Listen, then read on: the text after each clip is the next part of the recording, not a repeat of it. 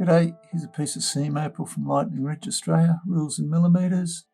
Material's been wetted and occasional white that you see there is a reflection of the lights. It's quite a nice piece, multicoloured, although it's wavy. Seems to run right across over here. Sorry, drifting off the picture.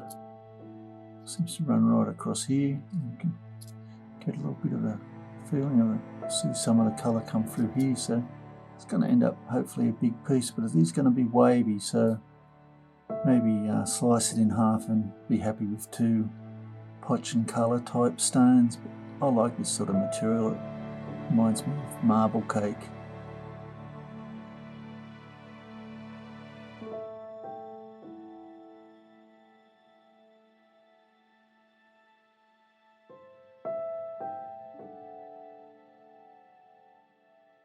Anyway, I hope you've enjoyed looking at that.